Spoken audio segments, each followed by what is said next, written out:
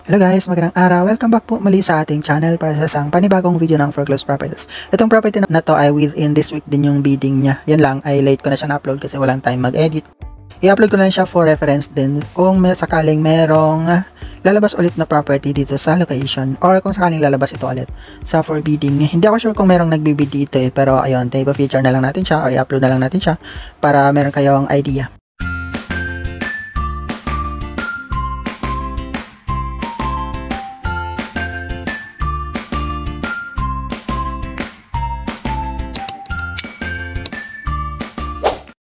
Ang location ng susunod na property ay dito sa may Grand Strikeville 4, Bacoor, Cavite. Dito lang siya sa may Mambugto, pero medyo looban lang siya ng konti. Dito sa may Arco tayo papasok ng Mambugto. Mayroong 7-Eleven, kakaliwa tayo dito. Dito pa din naman tayo sa Palico Road. Ang diretsyo nito ay palabas ng Aguinaldo Highway, pero dito tayo papasok sa kaliwa. Ayan, ito yung may 7-Eleven na kanto. Katapat dito ay Flying V na gasoline station. Bali dito, nung time na dumaan ako ay medyo stranded siya kasi marami sasakyan. Pero hindi naman usually traffic talaga dito. Di naman din ganun ka-crowded itong location ng subdivision. Although, nandito din naman yung Cherry Homes sa katabi niya. At hindi ko sure kung ano yung isa pang katabing subdivision. Pero yun nga, andito yung Grand Strikeville. Malit lang itong bahay at nakapakamura niya. Nasa mga 572k lang yung pinaka-price niya or minimum bid price sa Pag-ibig. At yung monthly income niya is nasa mga 10k lang yung required. So, napakamura nito. Nasa inyo naman kung magkano siya i-bid. Makita nyo naman yung property mamaya. Ang ganda din naman yung location nitong property kasi along siya ng main road. Malapad yung katapat niya na kalsada. Usually kasi yung mga row house dito sa division na to is maliliit yung kalsada niya. Pero itong location itong property is malaki. Ang ayaw ko lang dito sa property na to ay yung house number niya. Kasi number 13 kasi yung house number niya. Sabi nila negative daw yung meaning ng number niyan. Pero hindi naman. Depende naman sa paniniwala nyo kung ganun yung paniniwala nyo. Pero yung iba naman, wala naman issue yun kung hindi kayo naniniwala sa ganun. Ayun lang. Nasa feng shui lang siya. Pero nasa inyo naman. Dire-diretso lang natin tong kalsada. Medyo malapit lang naman to dito. Ayan. Maganda na dito kasi yung yung sidewalk niya meron na siyang bubong. Inayos na nila.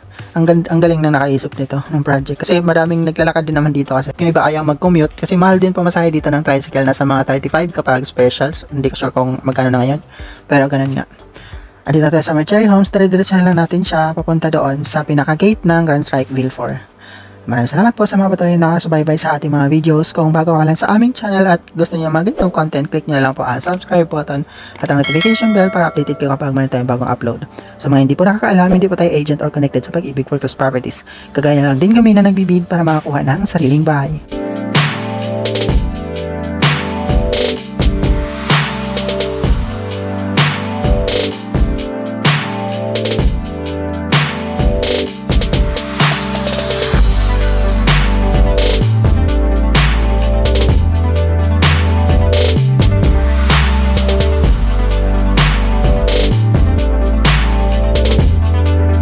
Ito na yung pinaka-main gate ng Grand Strikeville 4. Pagpasok natin dito sa entrance gate, meron siyang unang kanto na medyo makitid at 3 meters lang yung kalsada. Dito tayo liliko sa pangalawang kanto. Ang location nitong bahay is napakalapit lang niya dito sa pinaka-main gate ng subdivision. Kaya ang ganda nitong location na yan lang talaga yung negative ako dito sa house number niya. Ayan, nasa inyo naman kung naniniwala kayo sa feng shui, pero yan, nasa foreclose nga siya at napakamura nitong property. Pero ang ganda ng location niya kasi dito, along main road siya.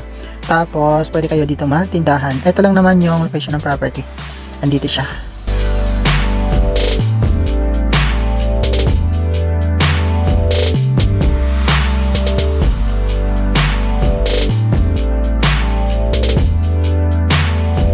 Ito na po ang pinaka-location ng bahay sa may kanan.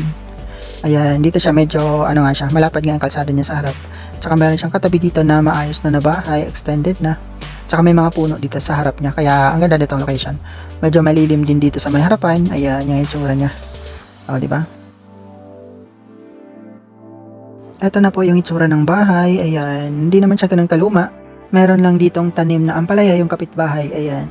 Kasi nga, vacant naman ito, area na to. Yung harapan ng bahay, wala naman siyang naka-occupy. Ang ganda lang dito sa location kasi yung magkabila ang bahay niya, extended niya. Kaya kunti na lang ipapagawa niyo kapag nagpapa-extend kayo sa harapan. Di ba? Ang ganda. Maliit na naman itong property, bari row house siya na lofted. Meron siyang loft sa loob. Yung pinaka-size ng lote nito is nasa mga 28 square meter lang and the floor area naman niya is 27 square meter. Pero magiging 30 to 33 square meter naman ito kapag pinapa-extend. Ayan, ang ganda lang dito kasi lofted siya. Wala siyang second floor pero meron siyang loft. Ayan, yung itsura niya sa loob. Medyo matagal na nga itong walang nakatira. Madungis na yung itsura niya. Pero malinis pa din naman. Mukhang hindi naman nagalaw. Ayan, yung lababo niya sa harapan po. Ay, pwede siyang ipapalipat dito kapag pinapa-extend nyo ng bahay. So, may harapan para medyo lumawag yung looban niya. Ayan, yung loft naman, pwede siyang gawa ng kwarto either sa taas or sa baba. Or sa baba yung living area at sa taas yung kwarto. Nasa inyo naman kung paano na siya iayos. Pero madali lang siyang ayusin kasi hindi naman ito ganun ka magastos. Kasi hindi naman ganun kalaki yung bahay. Ang ganda lang talaga ng location niya sa harapan niya kasi ano siya, maliwalas yung harapan niya. Di gaya nung sa ibang unit dito na nasa tapat na makitid na kalsada. Ang sikip ng pakiramdam kapag lumabas ka ng bahay kasi makitid nga yung kalsada. Pero maganda lang dito, close kayo ng kapitbahay. Close yung distance nyo ng kapitbahay. Nagandahan talaga ako dito sa location niya. Tapos, ano pa siya, peer unit din siya. Ayan, walang galaw. Kaya, madali lang tong ayusan. Kung sakaling kayo makakuha. Ang ayaw ko lang talaga dito yung house number niya. Kasi nga, lot 13. Nasa inyo pa rin naman kung gusto nyo i-bid yung property, go lang. Pero yun nga, i-feature ko na lang siya for reference. Itong property available sa second public auction with a discount under Transos PB 276. Ang acceptance of bid offers is from May 13 to 17 and then ang opening of bid offers is on May 20. Ito ang item number 194 with property number 815-20201-007-0116. Ang property location is at Grand Strikeville 4, Balak 4, Lot 13, Barangay Mambug 2, Bacoor, Cavite. Ito ay isang row house na may lot area na 28 square meter and then floor area of 27.65 square meter. Ang minimum bid price sa Pag-ibig is 572,094 pesos and then ang gross monthly income na required based sa minimum bid price is 10,197.49 at ito ay isang unoccupied property.